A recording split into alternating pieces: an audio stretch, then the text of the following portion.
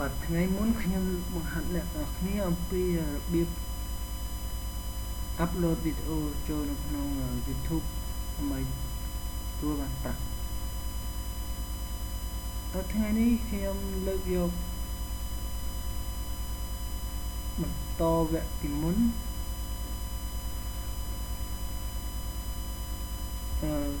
ខ្ញុំលើកយកពីរបៀបដាក់ Google AdSense នៅលើ YouTube ដែលជាដៃគូពាណិជ្ជកម្មរបស់ក្រុមហ៊ុន YouTube ហើយនិង Google អញ្ចឹងយើងតាមដានដល់គ្នា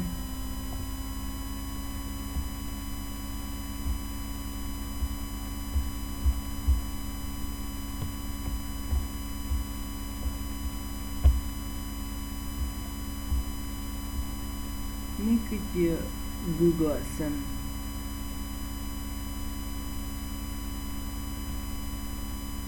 អ្នកខ្លះប្រហែលជាអត់យល់ព្រោះអត់បានតាមដានវីដេអូពីមុនអញ្ចឹងដើម្បីចូលតាមដានវីដេអូពីមុនចូល channel របស់ខ្ញុំវាយឈ្មោះរបស់ខ្ញុំបានខ្ញុំឈ្មោះ channel របស់ខ្ញុំឈ្មោះ Kosavet អ្នកនរគ្នាគាត់ទៅចូលក្នុង YouTube ឲ្យវាយ Kosavet វានឹងឃើញវីដេអូរបស់ខ្ញុំផុសហើយនៅក្នុងនោះមាន Make Money Online ដែររកលុយនៅក្នុង YouTube ដែរអញ្ចឹងចូល channel របស់ខ្ញុំវាយមិនទៅបើអ្នកបានសិក្សាពីមុនហើយយល់អាចទៅ download វីដេអូនៅក្នុង channel របស់ខ្ញុំបានអញ្ចឹងខ្ញុំសូមបន្តពីមុនមកចូលដល់ចំណុច Google AdSense អញ្ចឹង Google AdSense មានន័យថា Google AdSense គឺជាដៃគូពាណិជ្ជកម្មមួយរបស់ក្រុមហ៊ុន YouTube ដែលវា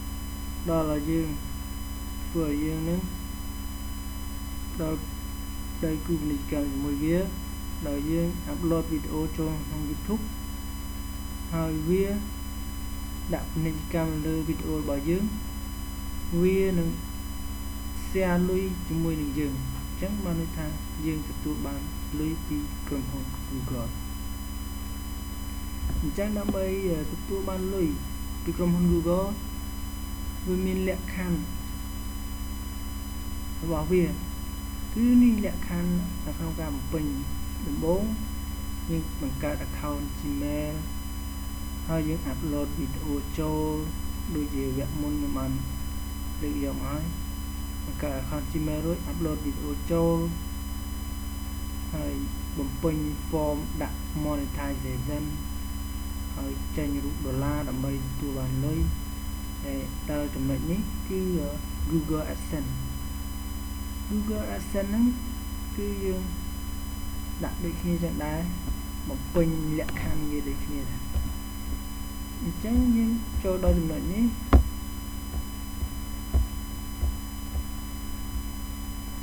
យើងចុចយកនេះមក process to Google account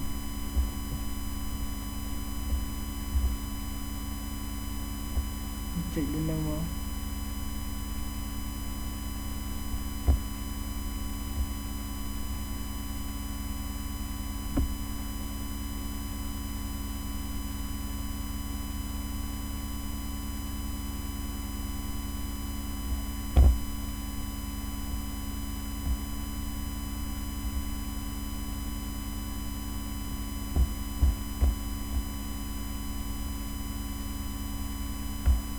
ត្រង់នេះវាឲ្យ select ឈ្មោះប្រទេស country ដាក់អង់គ្លេសមិនអាចដាក់ខ្មែរបានទេព្រោះវាគីcommentវាគឺជនជាតិអង់គ្លេសមានឥទ្ធិពលច្រើនជាងបើយើងខ្មែរវាមានឥទ្ធិពលនេះវាជនជាតិផ្សេងកន្លែងនេះដាក់ country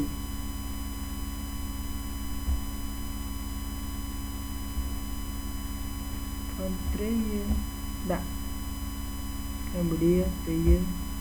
time zone Bangkok Hanoi Jakarta time zone បានន័យថាតំបន់គឺ time zone នៅកម្ពុជាអត់មានទេយើងមានតែ Bangkok Hanoi Jakarta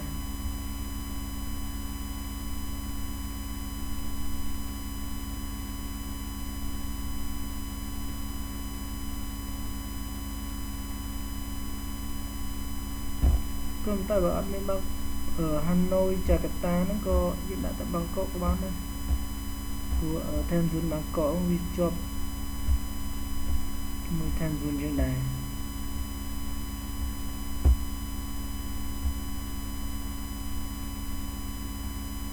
đây hiện đại Bangkok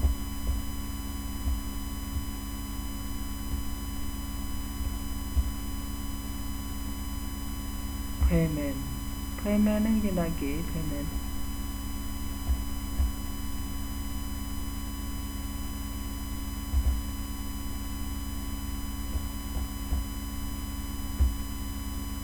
payment nhưng payment ôi cho tôi chung một đó dừng nó về để dừng post video hơi dừng một bình form lại thang về cực quan hết video dừng min lụy chẳng Google AdSense nó cái pay rồi nè kìa pay cho môi dương như nè account nó dương đã cho môn này cái pay rồi nữa chứ như đã cho môi dương mà coi cho môi ấy payment cho dương mà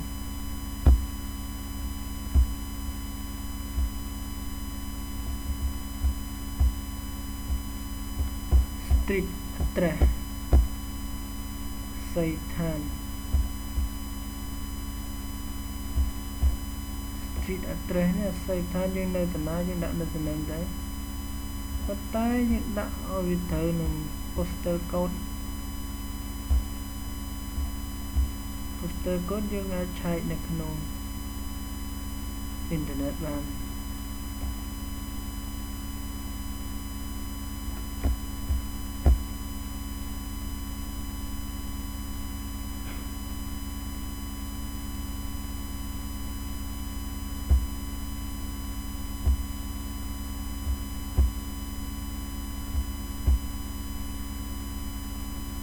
Cambodia County City ni NCT ni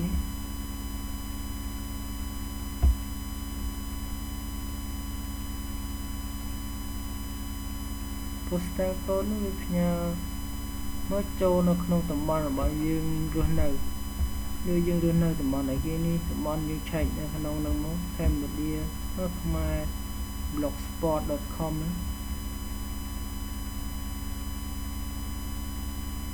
manage và blogspot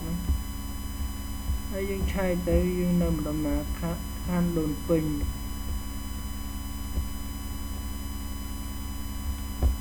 street bị thay man lâu man cả bay menu vong khăn đồn bình trong mỗi dương đặt khăn đồn bình city trong cái Phnom Penh postal code dương man hay dương postal code dương trong đó dương chạy nè mà rồi đập pi mà nhé dương chạy đặt nông ní bị khơi nhé khăn đồn Penh này man nó vong mình man như postal code dương mình là năng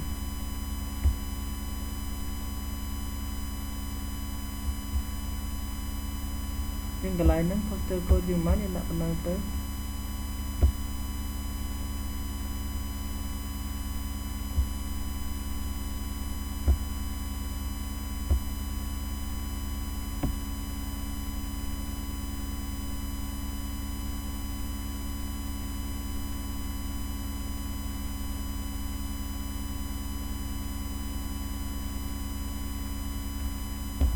hồn chú sắp như nó lấy chú sợ dương mà lấy chú sợ không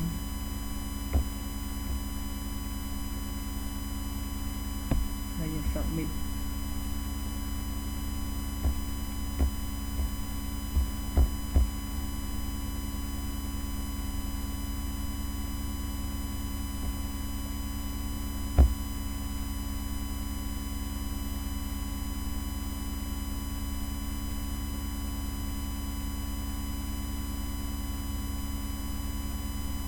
កន្លែងនេះខ្ញុំសូមបញ្ជាក់ដែរដោយសារតែYouTube ខ្ញុំនឹងមាន account ច្រើនអញ្ចឹង account ខ្ញុំគ្រាន់តែ add ចូលអញ្ចឹងបានន័យថា Google វា approve ជាមួយខ្ញុំម្ដងហើយខ្ញុំគ្រាន់តែ add ចូលនឹងវា approve account ចាស់បាត់ហើយអញ្ចឹងបើអ្នកទាំងអស់គ្នានៅពេលកន្លែងហ្នឹងបើអ្នកទាំងអស់គ្នាថ្មីសុទ្ធអញ្ចឹងអ្នកទាំងអស់គ្នាបំពេញលក្ខខណ្ឌហ្នឹងទៅបន្ទាប់មកចាំ Google AdSense ហ្នឹងវា approve មិន approve នៅពេលដែលវា approve នេះចុចតាមវាទៅapprove នៅពេលដែលយើងបំពេញគ្រប់លក្ខខណ្ឌវាហើយវាទៀងទាត់ទៅលើវីដេអូយើងត្រូវអស់ហើយគ្រប់លក្ខខណ្ឌអស់ហើយអញ្ចឹងវាគឺការ approve អញ្ចឹងเขาថារយៈពេលតែ2ថ្ងៃវា approve ប៉ុន្តែជាធម្មតាវាតាមមួយយប់ហ្នឹងវា approve អត់ទេតែមួយថ្ងៃមួយយប់ហ្នឹងវា approve អត់ទេអញ្ចឹងបានន័យថាវា approve ទៅវា apply ទៅលើ Gmail របស់យើងវាដាក់ Google AdSense approve អញ្ចឹងទៅបើអត់ approve បានន័យថាវាអត់ទទួលព្រមទេអញ្ចឹងយើងអត់អាចធ្វើបានទេតោះតែវា approve សិនបានយើងអាច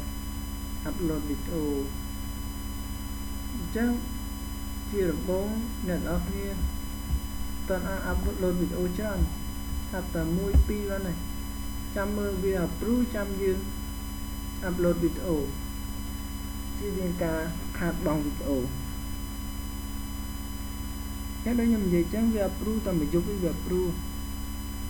យើងទឹកឡើងយើងអាចឆែកមើល Gmail របស់យើងទៅវាដាក់ approve មិន approve ហើយនៅពេលដែល approve វាមិនខាតវាគ្រាន់តែយើងគ្រាន់តែមើលសាររបស់វាហើយយើងចូលក្នុង YouTube យើងដែរប៉ុន្តែដោយសារនេះខ្ញុំ approve អត់ទេអញ្ចឹងខ្ញុំអាចបង្ហាញបាន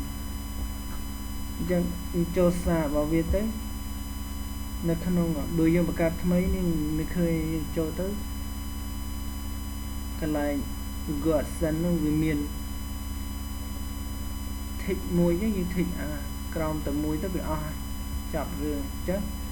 នៅខ្ញុំមានវីដេអូដែរអញ្ចឹងនៅខ្ញុំថតវគ្គមុនប៉ុន្តែអ្នកនរគ្នាចាំចូល channel របស់ខ្ញុំឲ្យឈ្មោះរបស់ខ្ញុំក៏ស្វែងអត់ទៅដូចខ្ញុំប្រាប់មិញទៅវានឹងមានវីដេអូapprove នោះខ្ញុំ upload ធ្វើម្ដងហើយអញ្ចឹងអ្នកនរគ្នាអាចមើលទៅបានតែអូខេឥឡូវយើងតាមបានបន្តទៀត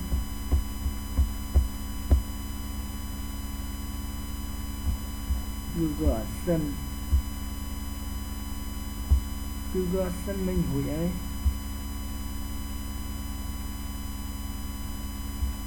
នៅទៀតនៅនេះ longer video នេះយើងចុច enable វាទៅដើម្បីឲ្យវាបានរយៈពេលយូរលើស15នាទីអញ្ចឹងដំបូងវីដេអូផុសវីដេអូដំបូងវាបានរយៈពេល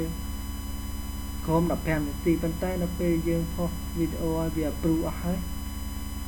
វីដេអូយើងចុច enable ទៅវាអាច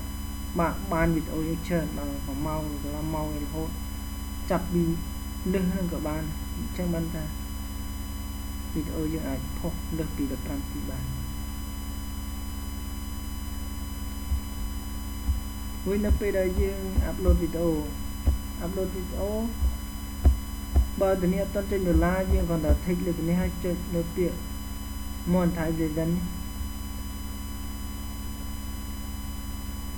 វានឹងមកឃើញវានឹងឲ្យឃើញសញ្ញា$ពណ៌ខៀវចេះហើយយើង monetization អញ្ចឹងវានឹងទទួលបានលុយហើយនៅពេលដែលយើងចុចអានេះនៅពេលដែលយើងចុចទៅ Google វាបង្ហាញពាណិជ្ជកម្មនឹងប្រាប់យើងនៅពេលដែលពាណិជ្ជកម្មហ្នឹងបានន័យថា Google AdSense ហ្នឹងវា đặt link camលើវីដេអូរបស់យើងអញ្ចឹងឲ្យតែយើង play លើវីដេអូហ្នឹងដល់ងាំវាពណ៌លឿងវាមានលុបពាណិជ្ជកម្មមួយប៉ុន្តែបើយើងជាម្ចាស់វីដេអូយើងកុំឲ្យចុចទៅលើពាណិជ្ជកម្មហ្នឹងកុំឲ្យ like share like ក៏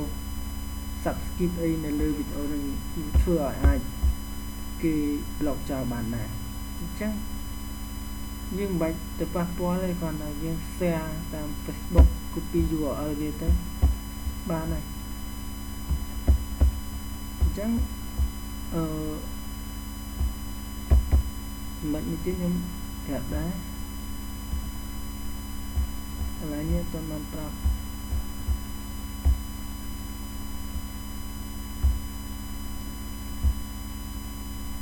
កន្លែងនេះដូចគ្នាកន្លែង channel ចូលកន្លែង channel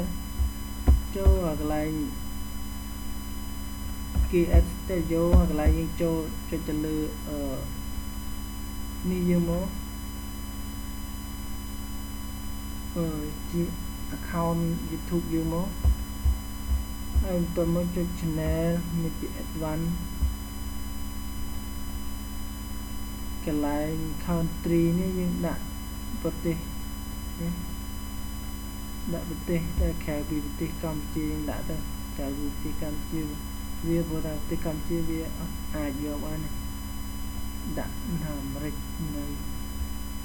ប៉ុននៅអីនៅប្រទេសអីណាល្បីៗchannel key ដាក់ឈ្មោះយើងក៏បាន channel ដាក់ឈ្មោះអីក៏បានដែរដាក់កូនខ្មែរឬក៏អីណាហើយជា channel របស់យើង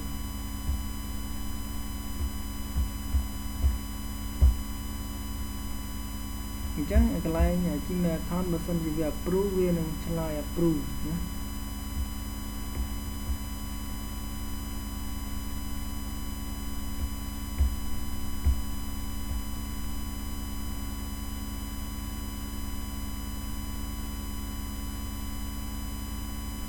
កន្លែងនេះអស់ណា save ទៅនឹងទៅ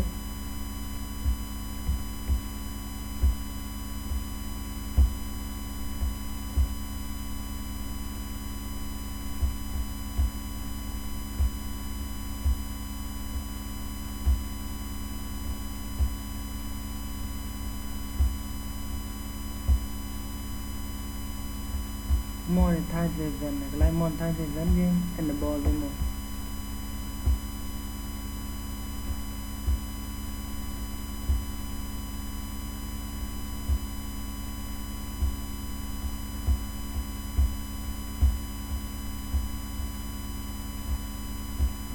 ចាំមក enable my account ហ្នឹង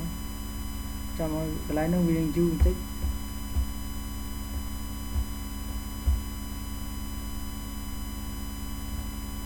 ចឹងយើងសូមបញ្ចប់វីដេអូហ្នឹងហើយមានចម្ងល់ទេអាច call ចូលខ្ញុំបានតាមរយៈលេខទូរស័ព្ទ093 70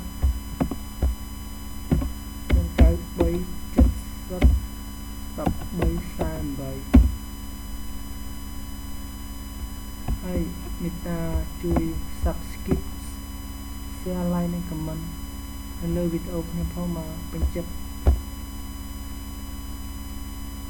ហើយកុំភ្លេចចូលតាមដាននៅក្នុង channel របស់ខ្ញុំ